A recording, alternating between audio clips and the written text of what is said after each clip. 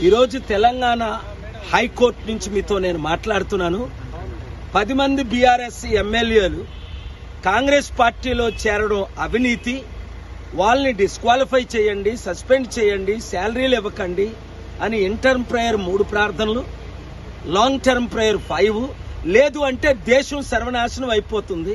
పశువుల్లాగా ఈ ఎమ్మెల్యేలు ఈ పార్టీకి, ఒక ఎమ్మెల్యే బీఆర్ఎస్ నుంచి గెలిచి రాజీనామా చేయకుండా కాంగ్రెస్ లో చేరి దానం నాగేంద్ర ఎంపీగా పోటీ చేయడం అవినీతి అని 10th షెడ్యూల్లో ఉన్న లా నేను ప్రెజెంట్ చేయడం జరిగింది. ఇక్కడ మేము అఫీషియల్ గా పార్క్ చేసుకున్న మా కార్ని దీన్ని ఇప్పుడు చూడండి. ఇదంతా పార్కింగ్ లాట్ లేకుండా అన్అఫీషియల్ గా TS07JH 8888 అలాగే TS09FX 9956 ఇలాగ 20-30 కార్లు పార్కింగ్.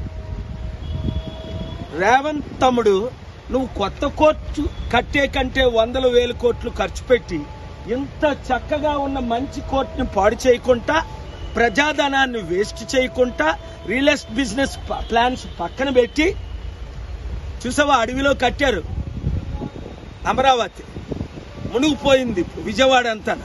అలా కాకుండా ఈ పార్కింగ్ లాట్ ని ఒక 10 స్టోరీ పార్కింగ్ చేస్తే ఒక 1000 కార్లు ఇక్కడే పార్కింగ్ ఉంటుంది. Common sense.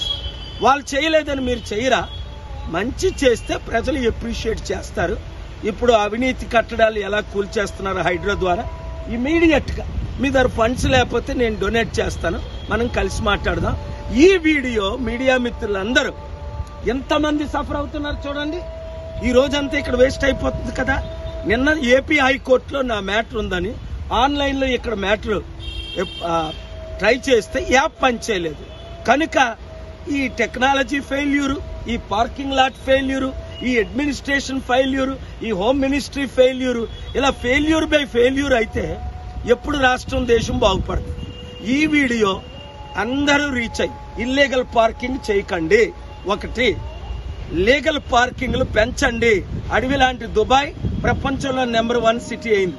ఆర్గనైజ్డ్ ప్లానింగ్ లేకే ఈ ఎమ్మెల్యేలు, మంత్రులు, ఈ ముఖ్యమంత్రులు, ఈ ప్రధానమంత్రులు ఈ దేశాన్ని సర్వనాశనం చేస్తున్నారు. కనుక ఈ వీడియో వారందరికీ రీచ్ అయినంత వరకు షేర్ చేయండి. Thank you very much.